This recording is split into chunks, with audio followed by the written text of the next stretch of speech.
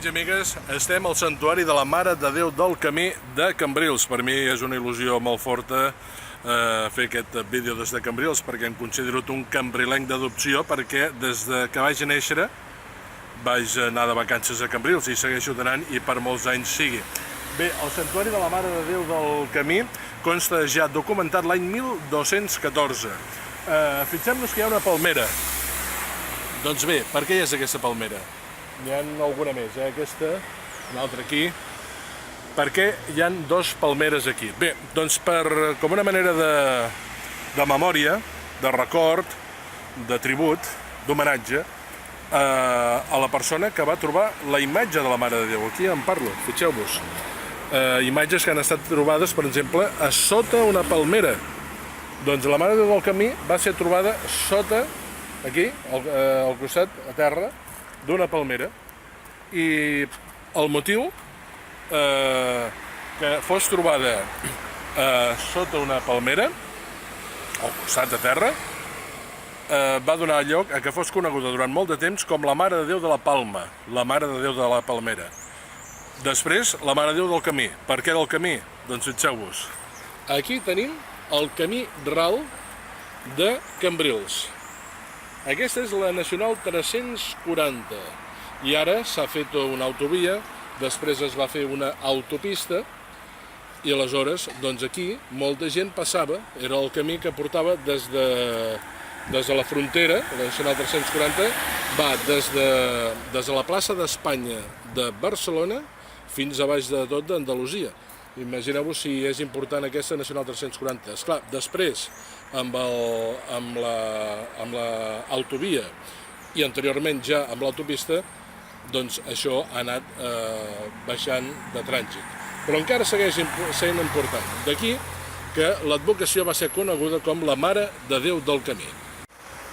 Aquesta és una torre de guaita. Aquesta torre de guaita és del segle XIV. I, fixeu-vos bé, aquest edifici, el temple actual, és del 1778. I una cosa molt important, la pedra és de Montjuïc de Barcelona, i es va fer amb molts de voluntaris, de pescadors de Cambrils, que anaven expressament amb les seves barques a recollir la pedra per poder fer aquest temple del 1778. La Mare de Déu del Camí també surt en el meu llibre Maria 31 Santuaris, que podeu veure la portada aquí a la meva dreta. Un reportatge força extens sobre la Mare de Déu del Camí, i on explico una curiositat. Jaume I, el conqueridor, era un gran devot de la Mare de Déu del Camí. S'explica que l'any 1229 va venir aquí a resar la Mare de Déu del Camí per donar-li sort per la seva conquesta de Mallorca, perquè va marxar amb els seus vaixells des dels ports de Cambrils, que ja ara és un port importantíssim pesquer, i del de Salou, de Cambrils i de Salou, va marxar a fer la conquesta de Mallorca. I aquesta és una tradició, que Jaume I va estar aquí al Santuari de la Mare de Déu del Camí.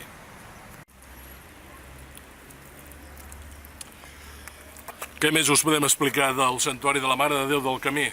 Doncs fixeu-vos, a la meva dreta es pot veure la imatge de la Mare de Déu. El temple està tancat, es fa missa els caps de setmana. Fixeu-vos amb la cara. Alguns li han dit que té cara de pagesa. Per què té cara de pagesa?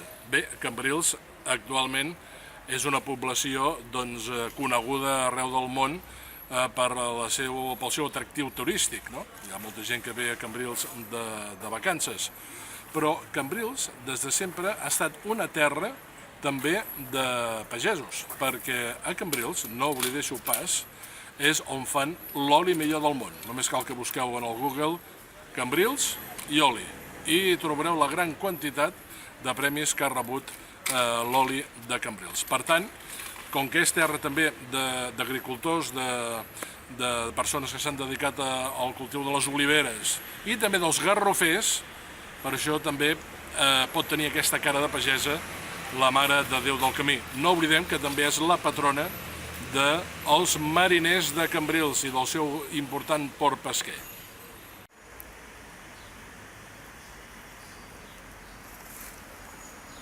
Bé, amics i amigues, fins aquí aquest reportatge de les 1001 llegendes i mites de Catalunya, des del Santuari de la Mare de Déu de Cambrils, aquí al mig de les Palmeres també. Tots els amics de Cambrils que sàpiguen que el poden llegir perfectament a la Biblioteca de Cambrils. A la Biblioteca de Cambrils, si firmat per un servidor, doncs el podran llegir perfectament. 1001 llegendes i mites de Catalunya. Salutacions ben cordials des de Cambrils, poble fantàstic per passar-hi sempre un temps de descans. I agrair, com sempre, a la Caral, que avui ha fet de teleprompter de forma artesana, i en Bernat de Claravall, el qui filma. Que vagi bé.